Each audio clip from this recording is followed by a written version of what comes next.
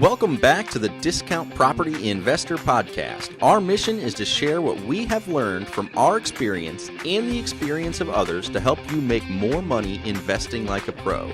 We want to teach you how to create wealth by investing in real estate the Discount Property Investor way. To jumpstart your real estate investing career, visit freewholesalecourse.com, the most complete free course on wholesaling real estate ever. Thanks for tuning in.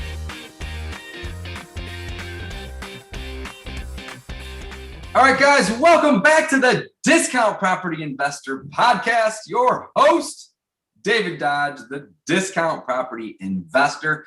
Today, I got a special guest. So over on my Instagram, I had a guy hit me up just saying that he wanted to connect and he got his first deal.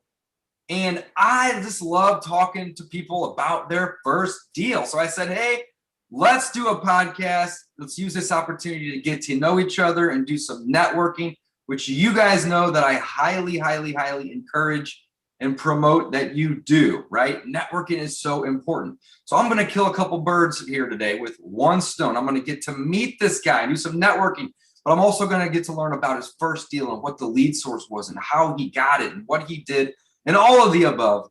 So Leo Chun, did I say it right? Yes, you did. Awesome. Is here. Leo, welcome. Thank you. How are you? Now, you're 18? I am 18. I turned 18. I feel so old. I'm 36, man. What is that? 20 years almost? Holy cow. I feel old, but I'm young at heart. I love it. And you are starting early, my man. That is awesome. So, again, congrats for doing your first deal. Let's hear about it. Let's hear about you. I want to get to know you. So 18 is where you're at. Here's what I do know. You live in San Francisco and you just got your first deal beginning of last month, and you did it out in Texas. So I want to learn all about that. And I want to learn how you got started. I want to learn about the lead source, and I want to learn about, how long you've been doing all this. So I know it's a lot to throw at you, but I'm going to give you the court. Tell us who you are and, tell us about this first deal. Cool, man. Thank you first, David, for having me on. It's absolutely. It's awesome being able to, one, network with you, talk with you, and two, share my story. It's awesome. Cool. Well, I'm happy to have you. Thank you. So first, I'll start with how I started to get into real estate. When I started to work out, I got this new mindset of being able to push myself. So I started to learn a little bit about how to make money.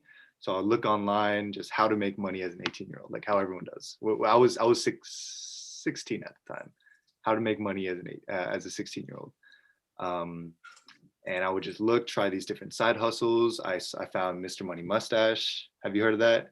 I have not. Mm-mm. It's a really good blog of how to save your money, financial independence, all that stuff. So it's really good. And then I stumbled onto Bigger Pockets. Mm-hmm. So when I got into Bigger Pockets, I instantly just started posting on the forum. I didn't know how to do it, but I was just like, hey, I'm new. How do I do this thing? Like, what is real estate? How do I get into it? And then going through the forum, I found a bunch of books that people recommended to read. And at this time, I hated reading books because I came straight out of, I was a junior at the time, and the books we were reading at school were terrible. Just not teaching me anything. So they weren't teaching you anything about finance, wealth building, taxation, which is the biggest expense in our entire life. Right. No, you're learning about like history in Spain and shit, like worthless stuff. Right. They taught us. I saw this meme. It was like, I'm so glad I learned parallelograms instead of taxes. So I'm so prepared during parallelogram season. Yeah, during parallelogram season. By all means. Now, obviously, you learn a lot in school about logic. Can't deny that. Right. But the applicable things that, matter in life, like making money, saving money, creating wealth, investing, and then, of course, taxes aren't typically taught unless you go into a financial planning or business type degree. And even business is very, very broad. Right. Or you go into like an accounting, tax thing, right? Those are two specific niches. But the mass the masses, the majority of us, we don't ever have a class on taxes. We don't ever have a class on creating wealth or investing. It's crazy. Right. And it's like most people that come out of high school, or I would say like at least 95% don't know how to do their taxes, if not more. 95% of people that are my age don't know. That's why they go to Block or they hire an accountant. I paid my accountant $20,000 last year. And I'm not saying that to brag, but I did so to save 60. So it was so worth it. You know what I'm saying? But yeah, I mean, I don't know how to do it. I hire people to do it, you know, and that's okay.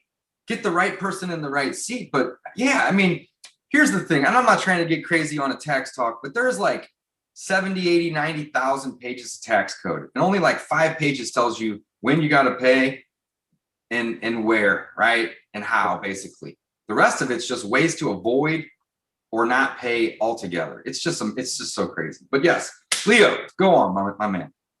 Okay, so I read Rich Dad Poor Dad like everyone else. Got and it. that gave me a whole new mindset of make your money work for you.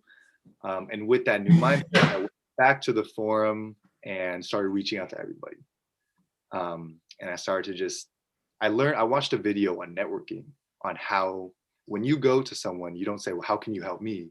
And you don't really say, how can I help you either? Just generally, you kind of just go in and have good positive energy and bring people that if you have no experience and at least bring something that you can help them with. So I went on Bigger Pockets with that new mindset. And there was this guy, his name was Joe Holmes. And I'll send this to him later to watch, but I went to him. Hey, Joe. He's gonna love it. He's gonna love it. All right, cool. To him, and I use that new mindset. And I just say, hey, like just kind of how I reach out to you, like, hey, I would love to connect. I love the stuff you're posting because I went through his stuff. I researched him a little bit, just like how I researched you. I saw you were in a car crash in December, which I want to ask you about later on.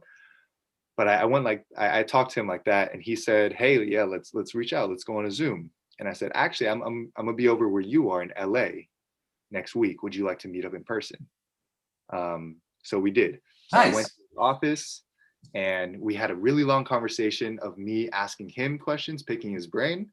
And I was ready to leave at that point at the end because we scheduled for an hour. And I got a lot of good information.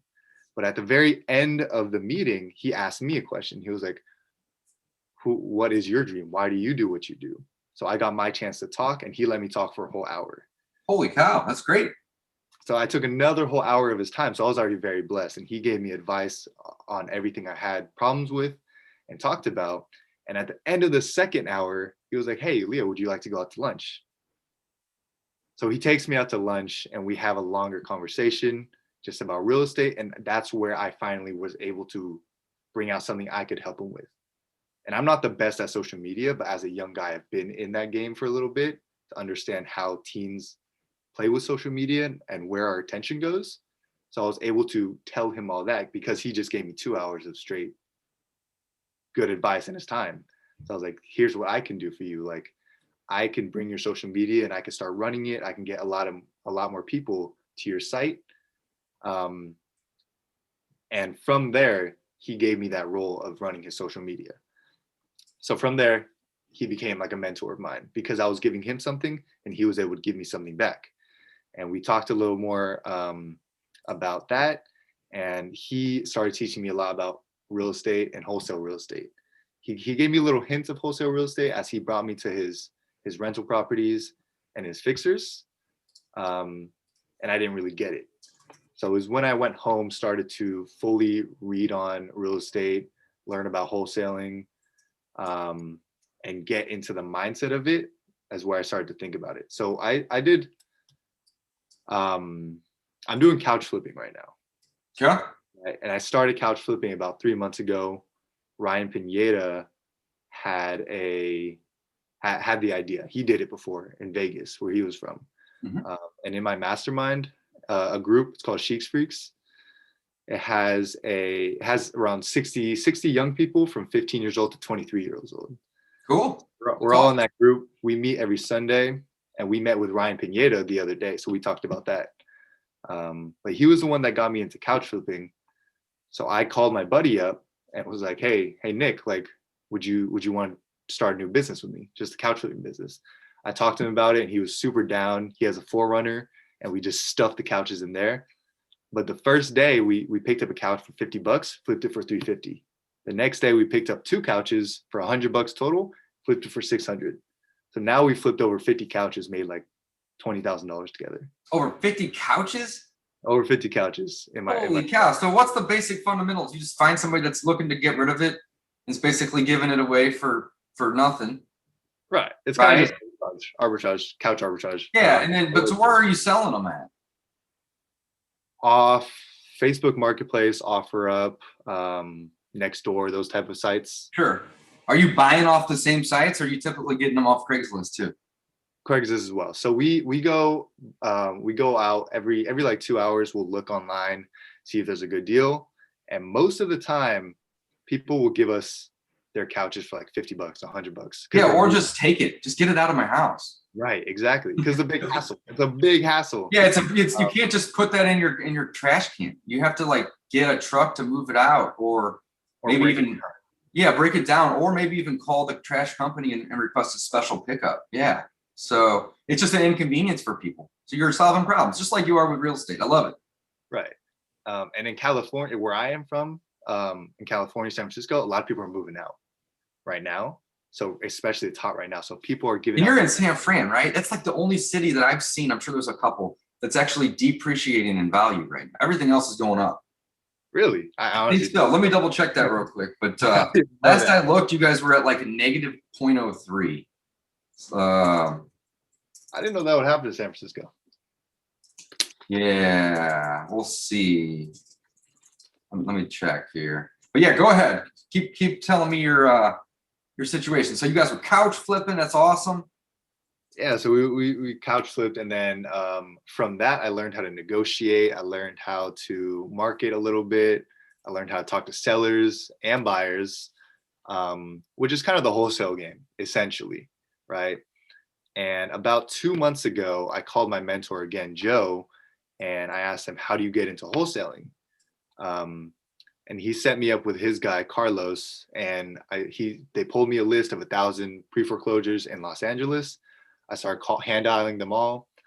And I went into cold calling with the mindset of the first 100 calls is just my practice. Just go in, get cussed out a few times, build your thick skin with 100 calls. Don't expect anything. Right. And that's what I did.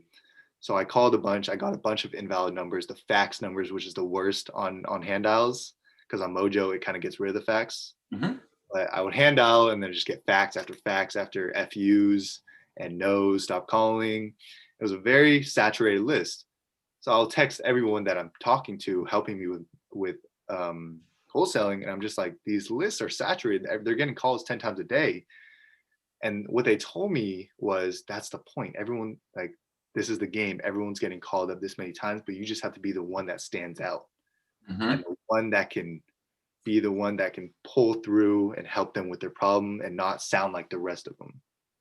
I got that. And then they told me, like, we live in an abundance world where there's enough deals for everyone. Because I went in thinking, like, there's not enough deals for me. Everyone's out there playing the game. Like, I'm just an 18-year-old going into the game. Like, what do I know? How can I be better? How can I show up on top of these other hundreds of wholesalers trying to get the same deals?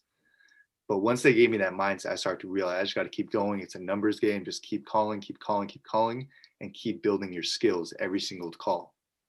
So I went into with that mindset, and I actually went onto Mojo and PropStream really early because I hated hand dialing. After like 500 hand dials, I was just over it. And I was going as fast as I can with the hand dials too. So I just invested some of my couch flipping money into Mojo Dialer, $150 for a triple dialer. Mm-hmm. And I hopped on there, and it was instantly like a game changer, right?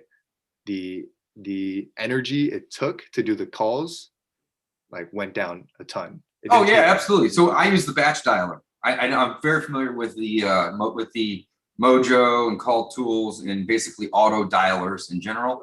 I like the batch one, but they all do very similar things. So the auto dialers are huge. if you are, choosing cold calling as your marketing method. I love it. Right. I just learned about Zendial, which is 12. You don't need to go that high. We don't ever go above Imagine 4. that. We typically actually don't even go above 3. So if you want to use, something that goes 10 or 12, that's cool and all, but you're defeating the whole purpose of cold calling, in my opinion. Like, that's really just a way of dropping a bunch of voicemails very fast. You're going to get people that answer when you're on a call left and right when you have that many going. And that's just, to me, that's spammy, So I tell my students, 3, 4 at the max, but there's certain opportunities where you may even tone that down to 1 or 2.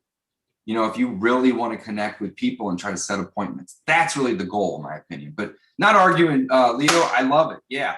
More isn't always better, right? I think that's what I'm trying to get to. Right. And that makes sense too. Because when I was hand dialing, I was waiting super long for them to answer. So I would connect with them. And then as soon as I hopped on the Mojo dialer, it was kind of just like, whoever answers first, all right, go right into your script. At the time, like maybe 3 days after doing Mojo for about 5-6 hours a day, I stopped using the script and I was able to flow my conversation a lot easier. Yep. So as I was doing Mojo, I went through the whole pre-foreclosure Los Angeles list, and it was just it felt super saturated. And at that point, I was just like, I just need reps, right? Because I can't even get past my first 4 seconds. Like, hey, is this David? I was just calling for all. They said, no, stop. I get 10 of these calls a day. Stop. Right. Yep. A little discouraged, and that's going to happen to everyone. And you could probably stand for that like 10 times. That the discouragement is going to come, and it's going to hunt you down. It is going to come, and it is going to hunt you down. I love it. It hurt. Like, it sucks, man. Because I'm a very confident person, but even when someone just says "F you," stop calling me, and they hang up, you're kind of like, okay, it's fine. It's fine. You kind of think about it, like, damn, like I was just trying to help. I'm just trying to make my money too. Yep. So it gets to you. But the way I get out of that is just telling myself I'm the most confident wholesaler in the game before I call. And that way those FUs don't get to me as much. And I tell myself each call could be another change in my life. Like, I can start building my generational wealth after each call. Guys, did you hear what he just said? So he's saying right now that he has a mindset that he's the best, and he's not going to let this negativity bring him down. I love that, Leo. Well done. Well done. Credits to Sean R. I don't know his name, Sean R. That dude, he's a great wholesaler. I called him and I asked him about the discouragement. He told me that. Just tell yourself, you even jump around, do something. Yeah, get excited. Right. Because you need to, or else you're sitting here the whole time getting no's after no's after no's after no's. Right. So I did that. I kind of lost where I was. So you were calling the pre-foreclosures in San Francisco, and you weren't getting anywhere. Right. So then that's probably when you moved markets, right? Yes. Good. Okay. So what I did then was my friend gave me advice to go for a smaller city. So I went on Google. I was just like, smallest cities in Texas. I don't know why Texas. I just chose Texas. And up came San Angelo, which has like a 30,000 population. That's completely wrong, but something around there, like a smaller population. And I pulled a high equity absentee owner list that was built before 2000.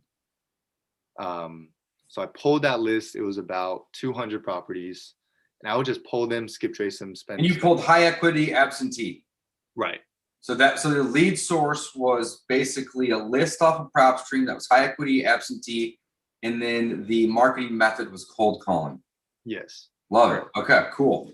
And this is virtual, by the way, guys. He lives in San Francisco, did and does, and did some marketing there, was saturated, said, you know what, this isn't really for me in this market, but not the whole thing. He didn't throw in the towel. I love it. He persevered, and he got that list in Texas, randomly just picked a small city. Your methods are madness, but I love it. You know, you found it. You started. Really, the thing is people overanalyze this. They say, oh, what market am I going to do? And then they'll spend days or weeks or some cases months trying to figure out where they want to do the marketing. And it sounds to me like it took you maybe like 10, 20 minutes to say, hey, boom, let's do it. Got the list, and then you started the marketing. That's the nuts and bolts, guys. That's the meat and potatoes of this business is the marketing. So, Leo, I didn't mean to interrupt you. I'm just commending you. You did great. I love that. And I credit all that to people I've asked, like you. For example, I would ask like a question that I had a problem with. Like, I can't choose a market. And they would just slap me in the face. Like, just I'd be like, there's 2,000 of them. Pick right. 10 of them. Exactly. Yeah, go. Right. So they would just snap, just say, pick one. Don't even think. If you go. You'll lose. So I picked one, San Angelo. I got there, started calling them. As soon as I started calling them, they would give me the time of day. I say yes, like because they're not getting. It wasn't a saturated market. Yes, right, exactly. Now, so did you? I'm going to interrupt for 1 second. Did you connect with any other wholesalers in San Angelo? No, I did not. Cool. Doesn't matter. I was just curious if you did. So the easiest way to find the wholesalers typically is go into Google and type in "sell house fast inner city." Not that word, but inner San Angelo or St. Louis and anybody that's paying for AdWords, boom, wholesaler. And you just connect with them. Connect with them, especially if you have a deal and no buyers. They do. Right. And it's not always wholesalers. Typically it is, but it's going to be investors, people that are buying for their own rentals, buying for their own flips, and or wholesaling. So somebody like me, for example, I use AdWords. In the best deals that come in, we keep them and we flip them and we add them as rentals and we burr them. Or we sell or finance them, or we do whatever we want with them. And the ones that we don't like, we wholesale. And those guys that are paying thousands of dollars a month for leads, those are the guys that aren't going away. They've been in the game usually for a couple of years. Sometimes people start with AdWords, but it's rare because it's expensive, right? So just a pro tip, if you're ever looking to sell a deal that you can't sell in a foreign market or a virtual market, use that tip to do some networking, Now that would have helped me a ton. Think about it though. Those guys have buyers lists. So if you get a deal, go click on 2 or 3 of those people, call them and just say, hey, sorry that you just spent $40 on my lead or this lead, but I got an opportunity for you to go make a couple grand. I got this deal. I'm sure you probably have a buyer. Connect the dots. That's all we do, right? Right. Go on though. I don't mean to interrupt. No worries, man. I love those things. And those are going to help your listeners as well. Right. Absolutely. That was some value, of course. Yeah. So I started calling them up. They gave me the time of day.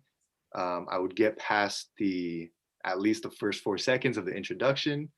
And in the middle of my calls, I called my buddy over just to be over in my space so he can one, listen to what I was doing, and 2, I could feel more confident. Yeah. And yeah, absolutely. Confidence is really where I was going. You nailed it. Excuse me. You nailed it. Because getting cussed out when you're with a buddy is so much easier. You could just laugh it off after. And one of the first cold calls of that list, there was this older gentleman. He's 79 years old. I talked to him, and once I got past the first introduction, actually a lot more, I asked him about the condition. I asked 4 pillars, right? The condition, motivation, timeline, and price, right? I got past all of that. And at that point, I was like, I've never gotten this far. I'm kind of stumbling now. Good problem to have. Right, exactly. I was like, I was just stumbling the whole time and wondering what to do. So I grabbed my script and looked, and I was like, okay. I kept him on the phone. I used that time to build more rapport while I ran the numbers on my computer. And Mojo, you can click this little Zillow button, and it brings you right to Zillow. Sure. And I looked at Zillow, checked what it was worth on Zillow, then put the address into PropStream and quickly ran the comps on there. And while he was building, good thing he was a little older. He had a lot to talk about. So he was talking the whole time. I was listening, but also running the numbers and sending the property to one of my friends who also ran the numbers. Sure. And 5 minutes later, he finished talking about his cows, his cattle, and his ranch. And my buddy sent me, he was like, it's a deal, just get it locked in right now. And he wanted 90 for it. And 90 was a deal already. Okay. The ARV is around 160. Nice. The comps were around 160. So basically, a little over 50 cents on the dollar. Right. It was already a really good deal. Mm-hmm. And what I did there, what I listened to a podcast before I called, right? and it was a negotiation podcast on Bigger Pockets. It was one of those negotiating ones. And I used those tactics of what they gave me in the podcast exactly in the cold call. And we were talking, I was trying to negotiate down from 90 just to practice it. And it was kind of risky, but I was just doing it. And I told him, I said this, I was like, hey, his name was David as well. I was like, hey, David, do you see yourself going a little lower than 90? Can you help me out a little bit? And he would give me a number, and I'd say like, ouch, like, I don't know if I could be your buyer at that number. And I didn't even know what I was saying. I was just like, oh yeah, that's what he said. Like, I'll just say it. I was like, I don't think I could be your buyer at that number. I have to be closer to 83, which is set like 7K less. I was just having this conversation with my students yesterday about asking that one simple question. You know, if I can pay cash and close quick and provide a bunch of convenience to you, you know, is that the best you can do? That's right. It. That's the question. Always ask it every single time. Basically, as soon as I get somebody to tell me their asking price, I follow up with that question every single time. I've done it 10,000 times. So the fact that you did it saved you $7,000 or made you additional spread in the deal at the time, 7,000. I love it. It's awesome. Right. When you say it, just stay silent too. Just be silent. Yeah, absolutely. Don't be in a hurry. Yeah. What I just kept talking like, oh, is that okay? Like, is this? And we just kept stumbling. And eventually he said, could we meet in the middle at 84? Nice. It's like, it isn't even the middle. Right. It's kind of like a little. Yeah, that's the middle. That's how I define the middle. But yeah, absolutely. 84, and I didn't know how to send over the contract. I didn't even know what the contract was. That's something I want to talk about really quick. If you want to get into wholesaling, if you don't know anything about the contract, just start cold calling first, right? Because I know a bunch of friends who contacted me to get into wholesaling. They're like, I don't know what the contract is though. So for a whole year, they've been learning wholesale without taking any action just because of the contract. Can I give you a free tool that's going to blow your socks off? What is it? CashOfferContract.com. CashOfferContract.com. Yep. And it's going to forward to my website over on Discount Property Investor, but the URL is shorter if you just do CashOfferContract.com. And what we do is we help people generate cash offers in under 3 minutes. So you can go in there, you can fill out 12, 13 fields in under 3 minutes, and it'll spit out a contract that will be emailed to you, and then you can then email it to your seller. It's awesome. Check it out. That's going to help a lot of people. I'm going to check that out. And spread the word, my man. If you're over in Bigger Pockets and you're in your forum and you're going to town, drop some links in there, man. But that's a great tool. It's free. We don't, we're not asking for, from anything in exchange for that. But I've heard this time and time again, Leo, that contracts are confusing and it gives people analysis paralysis. So why not automate that process for people? And it's the same contract that I have used to flip 600 houses. So I'm not like using a different one. It's the same one we use in our business. You can use it in any state. It doesn't matter if your state's a title state or a closing state or any of that. Contract's a contract. Check it out, cashoffercontract.com. I love it. I love it. Okay, so from there, we agreed at 84, and I asked him, do you have an email or is there a library around you I could send the contract to? And he was like, no, I can't take anything. You just have to mail it to me. And at that point, I was like, oh, like, what am I supposed to do here? So I looked it up. I asked some mentors, and they said, you just have to express ship it to him. Yeah. Printed it out, signed it, express shipped it to him, waited it. He got it, and he checked it. And I realized I put the close date on February 30th. And I don't know if you noticed it right there. I didn't notice it at the time, but there is no February 30th. I didn't notice that because I'm an idiot, but but the title company would have caught it.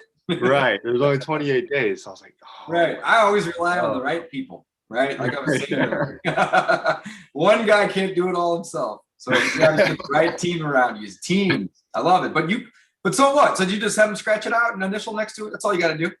Yeah, so I thought that was okay. So I called the attorney, and this is my time for finding an attorney. I called a bunch of attorneys, and one of them said, like, hey, it's fine. It'll just go to February 28th or March 1st. So like, perfect. And I went with that attorney, which was also his attorney that he went to when he purchased the house or something like that. Okay. So he got the contract and he signed it. He sent it over. It took so long to get to me, and I was worrying about it. I was worrying that it went somewhere in the mail. Because I worked at the post office, so I would just throw them though, into random sometimes when it was just super tiring. Sorry about that. But I was just worrying about it. And during that time, I started posting on Facebook groups to find my buyer. Okay. And Local Facebook groups within San Angelo, Texas? yeah, so there wasn't a San Angelo group, but I would just look up DFW, like anywhere around San Angelo, like Houston, anywhere in Texas. I joined Right. all of them, Yep. posted it on there, got a bunch of emails, emailed it to everyone, thinking like, oh, this is easy. Like I got so much emails. One of them is gonna be my buyer. Sent like 50 emails out, and then I stopped marketing. I was like, it's fine. Like 50 of them, one of them is gonna be my buyer. So for a week, I just waited for responses, and I got nothing except for people asking for more pictures. So I started getting them the pictures, and I realized like, oh, okay, this isn't as easy as I thought. I have to keep marketing. So I kept marketing, kept sending it out, and I had a bunch of like Keegly people come to me, and they came to me asking for a JV or like one of those Daisy, whatever. I don't know how you call it, but Yeah, it's like a daisy chain. It's a joint venture. It's same thing, really. They buy it from you, they sell it, or they just joint venture with you. It's all just semantics with contracts. Yeah. Same thing though. You're joint venturing with them. Yeah. So at that point, that one of the Keeley people came to me. I was like, "Do you want a JV?" And I was greedy at that time, right? I was like, "No, I can get my buyer on my own. I can get my 9,000, right? I don't need to work with anybody." And that was my mistake. And I kept trying to find a buyer, and I went to cold calling. So I pulled a list of San Angelo cash buyers on PropStream, about 500 of them. I started cold calling them. I love it, man. I love it. So you don't throw in the towel whenever you get no's in San Francisco on the pre-foreclosures. And you don't throw in the towel after you do a bunch of marketing and you don't get it. You're persistent. And that's what got you this deal. I'm going to be completely honest with you. We just met. What was it? 40 minutes ago? Right? That's what got the deal, was persistence. Now, obviously, the knowledge that you learned, gave you the confidence to go from step to step. Of course, that's very important. But the persistence is really what got this done. So you said, okay, I'm going to send a bunch of emails out. Nobody wanted to buy it from you. You got some Keegly people, which I'm very good friends with Jamil, the owner of that. And that is a phenomenal company. They're blowing up. They reached out and you were like, nah, not at this time. No big deal. You wanted to do it on your own. I recommend people try to do it on their own because they're leaving money on the table that way. In certain cases, though, they may have buyers that pay more and or buy. And if you don't have that, then not, but it doesn't matter either way. So you said, no, this is a great learning experience. And then you went on and you got a list of cash buyers and started cold calling those people. Persistence, guys. Do you hear this? I love it. So Leo, proceed. So cold calling the cash buyers, and same process. You still get cussed out. You still get a bunch of no's. And a thick skin. Right. And when you call the cash buyers list, it's not actual like financing partners. It's not all financing partners. It's everyone who has purchased a home with cash. And I didn't realize that. Not everyone's an investor, basically. Right. Exactly. Yeah. And it's But around that's okay. 200 calls to get the one investor. And we started talking about it, and he went to go see the property, and he found foundation issues. And I didn't know what that meant. I was like, oh, it's just a crack. Can't you just seal it with some concrete, right? Or hide it, or do something with it, because I didn't understand. And at that point, I was just getting kind of discouraged. So I kept getting people to go take pictures. And the buyers that went there were just asking for more and more pictures. And I was just stressing out. And the seller at this time was also getting stressed out. Was just like, what are you going to get this thing sold? Like, when are we going to close? Was it vacant? It was tenanted. So it was tenanted. That makes it even harder. Yep. Right. So it was two different properties on the same lot. One was a detached garage with a tenant living in there, and then one was a regular two bed, 1 bath. And there was a tenant living there, or was it the owner living there? There was two different tenants. Two different tenants. Got it. Okay. Two different tenants. And that was a problem. And then the buyer was getting stressed out. The buyers needed more pictures. Seller was getting stressed out. And the seller was like, I'll give you another week, right, to get this done. Even though our contract said February 30th or May 1st, he was like, I'll give you another week. So I was like, okay, I got this. Like, trust me, I got this. So I went to the Keegley person. He wanted more pictures, so I sent him all the pictures. He was interested, and he got his buyers to go check it out. And then my buyer that I cold called, he was checking it out. So I had a bunch of people checking it out. And then the storm hits. The ice storm? No, ice storm hits. the snowmageddon. Yeah, that's it. In Texas, right? Like, man, you guys, I mean, it obviously screwed up infrastructure with the power grid and everything. But everyone was freaking out because like this much little snow or ice. But I see how it totally screwed things up. So that probably screwed things up for you too, right? Definitely. So everyone was freaking out. The seller wouldn't be able to get on the phone. His power was out. The buyers didn't want to go on the roads. And I told the seller I would get it done in 3 days. And it was the middle of the storm. So I was stressing out, trying to get it all out there. Yeah, it's out of your control if you can't reach people or people aren't wanting to drive. Like you just got to buy another week or two's time. Right. Exactly. So I called the seller one more time. He was like, yeah, I'll just give you another week. Right. So I was like, thank you very much. Like at this point, I just wanted to get it off so I could not screw the seller over. Right. Because it sucks if I wouldn't be able to give the seller the money he wanted after waiting for so long. So finally I talked to my buyer, the buyer I cold called, and he was taking way too long, and the seller wanted it done in 2 days. So I just go to the Keegley guy and say like, hey, like if you can get it off tomorrow at 87.5, I'll just give it to you. Because at that point I just wanted it off for the seller. He was like, yeah, I'll have people check it out. And he did. He sent a buyer over there. I had the seller give him the keys. And I missed a big part. He had to get the tenants out himself, but thankfully he was open to it. So he kicked both the tenants out and gave them a week's notice. Prior to selling it? Prior to selling it. Wow, that's very fast. Kick tenants out. Huge. Yeah, but either way, he got it done. Cool. Right. So the seller got it done, and then the buyer on his side was happy. So we were good. We were like, okay, 87.5, we're closing. I called the seller, we're closing. We got the title company in, we're closing, right? So then I go to Texas to visit one of my good friends, Aiden. This is my first time meeting, and we had a great time. I go over there, and we're closing while I'm there anyway. So it's kind of like a celebration. So I go over there, and as soon as I land, I get a call from the Keegley guy saying like, hey, there's a few problems with the contract. The buyer doesn't want to pay closing costs. So we're going to have to figure that out. So I was like, huh. So I checked my contract. Buyer doesn't want to pay the closing costs? That's so random. It is, right? Usually the buyer pays all of the closing costs, especially if you're getting a good deal. It's the seller that typically doesn't want to pay. Yeah. Well, okay. Whatever. So go on. So I didn't even know what was going on. And then I waited a day for them to figure that out to see if they would get something done because the buyer's supposed to pay closing costs. Then the next day, they called me again, say, hey, Leo, yeah, the buyer's not budging. He's broke after paying. He only has enough money to pay for the property.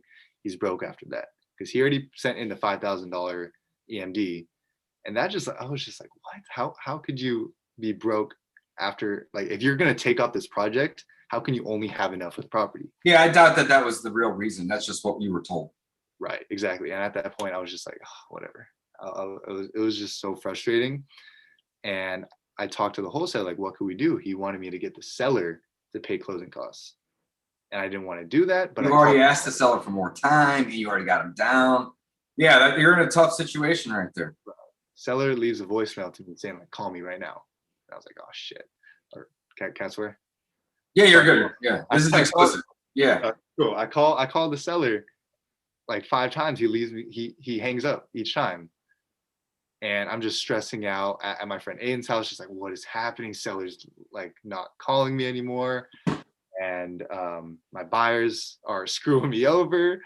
And I'm just in the middle of this stressing out. But luckily I had my boy Aiden in there. He was like, dude, we're living on a pile of dirt. Stop stressing about this, man. I love it. Me and Aiden share a very similar mindset, man. This is just a big ass rock flying through space. You know, all this emotional stuff that brings us down is just imaginary, you know? So very cool. Very cool that Aiden was there to, help get you through that. Very cool. It was the best slap in the face ever because I was like, oh, the problems I have right now are really good problems. I'm 18, about to close a wholesale deal. Yeah, that's an excellent problem. And the fact that you had a bunch of roadblocks is actually kind of good, because if your first deal goes super smooth, then you're going to get discouraged later, like you were saying, right? It's almost good to have a very difficult one, because then everything beyond that's going to be easier. Maybe not easy, but easier, you know? So right, you get tumbled down a little bit, but you learn everything. absolutely. So what happened once you got the guy on the phone? So the wholesaler talks to me again, the Keegley guy, and he's like, dude, we're just gonna have to come up with the closing costs. And he wanted me to pay all of it. Right. And I was, at that point, I was just like, how could I pay all of it if I brought you the deal? So we talked a little more, and long story short, in that sense, I kind of just said, you pay 1,200, I'll pay 600. Right. Because you have your buyer with 5K on the line. And realizing that he could have paid all of it. You know, I bought him the deal. He could have paid all of it. But I paid 600, he paid 1,200, and we signed an addendum. And I also didn't know what that was, so I had to look it up. And it's just like an agreement saying who gets what, who's paying what.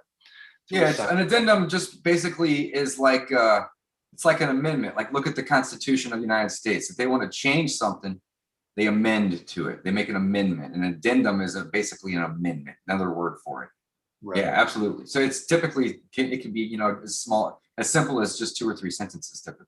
Right.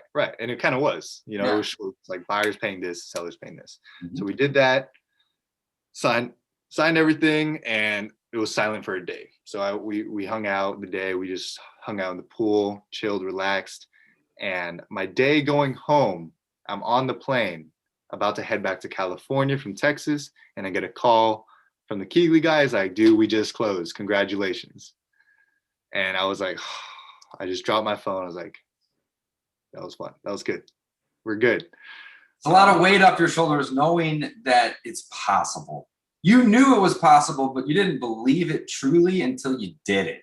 Mm-hmm. Right. And then now it's like, okay, I see all these people doing this online, making tons of cash.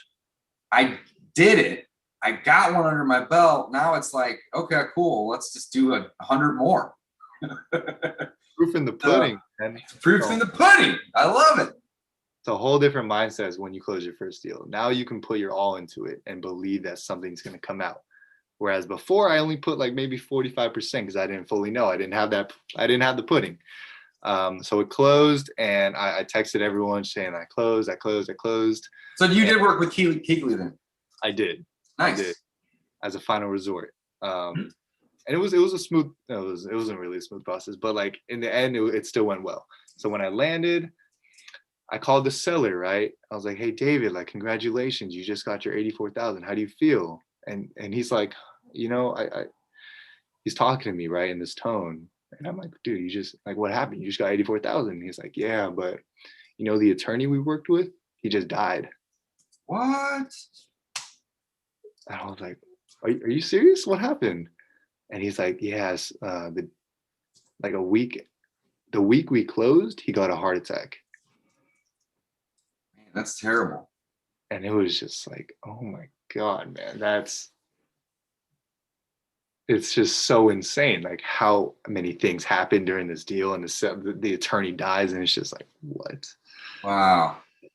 So that was really sad, and it was sad to see. It was sad to hear, and it kind of bummed me out a little bit.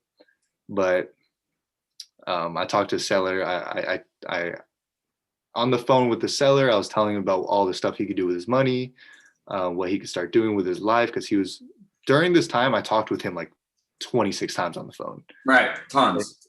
Getting to know him, getting to know his family, getting to know his cows that he has and his cattle. So I was kind of lighting him up, trying to give him as much as possible of my positivity.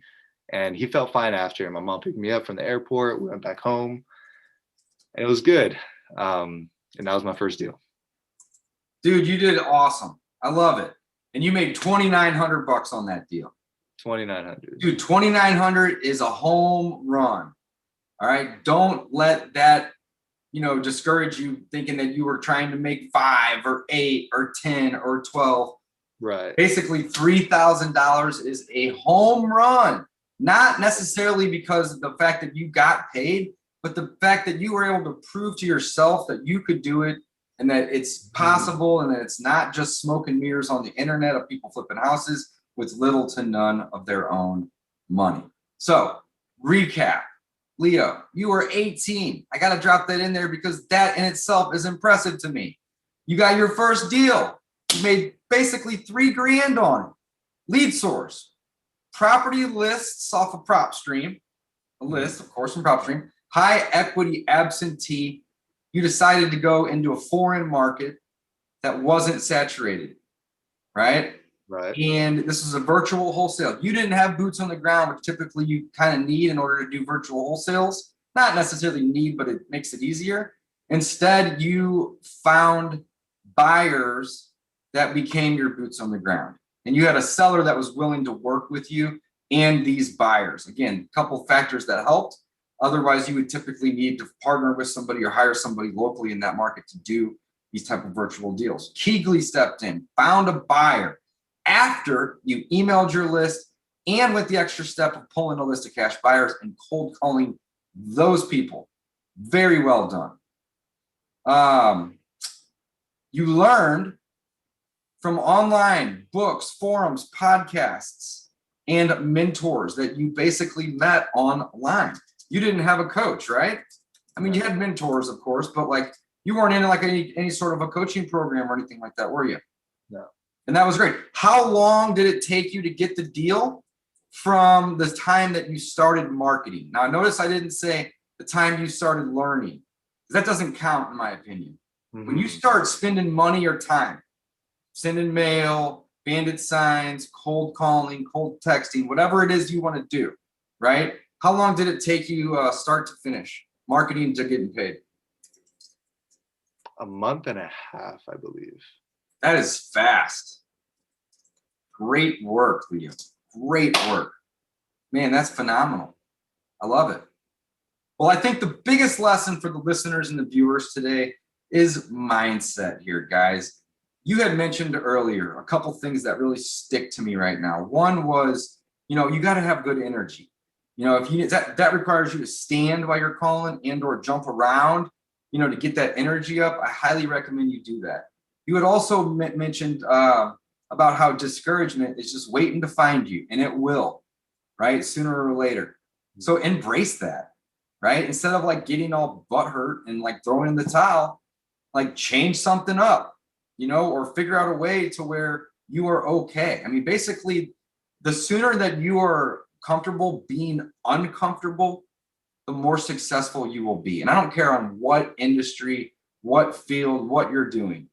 Your comfort level needs to be open. It needs to be, you got to get yourself uncomfortable, just period. And if that means making cold calls or calling people on the phone or making cash offers, which we talked about earlier, we have a simple tool to help you with that and do it less and send an offer in less than 3 minutes from your cell phone, by the way. Simple, simple, simple. Cashoffercontract.com. I love it, man. Thank you so much for coming on, sharing your knowledge, sharing your first deal. Congratulations, by the way. First deal done, made $3,000, and you proved to yourself that you can do this over and over and over again. And you can do it anywhere in the world, basically, too, with your first deal being virtual. I take my hat off to you, Leo. That's awesome. Great work, man. I appreciate you. Before we wrap up, guys, go over and follow Leo on Instagram. His handle is coach.chun. COACH.CHUN. Am I saying that right? Yes, you are. Coach.chun. This guy is going to be making some moves in the next couple of years. I can see it now. He is so young and so wise. By the time he is my age, he's going to be worth $50 million. I'm confident of it.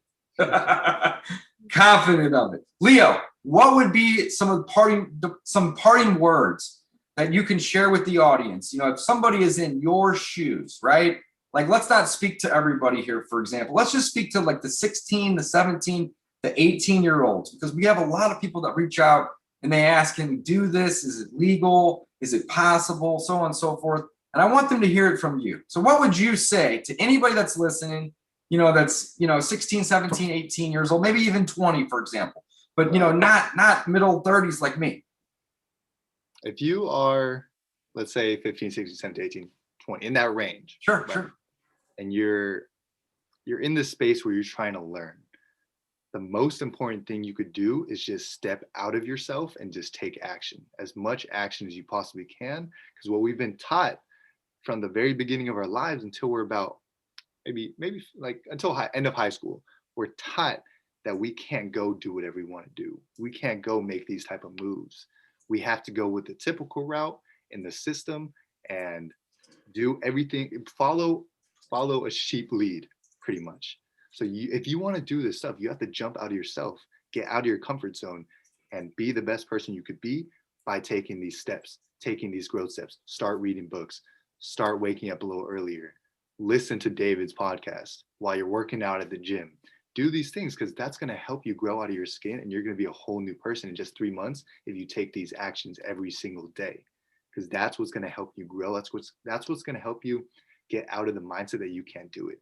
Instead of saying I can't do it, now you'll every single day say I'm the greatest in the world. I can do whatever I want to do. That's what's going to help you live your life. That's what's going to help us as 16, 17, 18-year-olds be the change for the world if we can do that for ourselves. So that's what I got. Dude, that you nailed it. Guys, I'm going to recap. Step out of your comfort zone and take action. And you refer to it as get out of yourself. I like how you refer to it that way. It helps people frame the mindset. And mindset is everything, right? So tell yourself that you are the greatest. Don't sit around thinking, I suck, I suck, I suck. When you do that, you're going to suck at what you're doing. But instead, tell yourself you're the greatest. And if you have a failure, it's not a failure. It's a lesson. And that lesson will help you become even greater. Leo, thank you so much for coming on. Again, 2 birds, 1 stone. Tons of value for the audience. We had the opportunity to network with each other, get to know each other. We're going to see each other actually later this week at a conference that we're going to. So it's going to be fun to grab some coffee or some lunch or something. And yeah, again, so happy you came on. Grateful for your time, Leo. Thank you so much. David, thank you for your energy. Thank you so much. It was a blessing to talk to you. I'll see you in Florida. See you next week. Guys, go follow Leo, coach.chun. And don't forget, if you're looking for a solution to generate an offer to a seller, go to cashoffercontract.com. You can use your phone, generate an offer in less than 3 minutes, and you will be off to the races doing your own deals. Guys, thanks for tuning in. Until next time, signing off. Thanks for listening to the Discount Property Investor Podcast. If you enjoyed this episode, please like, share, and subscribe to help us reach a wider audience. To jumpstart your real estate investing career, visit freewholesalecourse.com, the most complete free course on wholesaling real estate ever. We would also appreciate it if you left us a review on iTunes or Stitcher. Thank you in advance for your support. And remember, you make your money when you buy, you get paid when you sell. Now let's go build some wealth.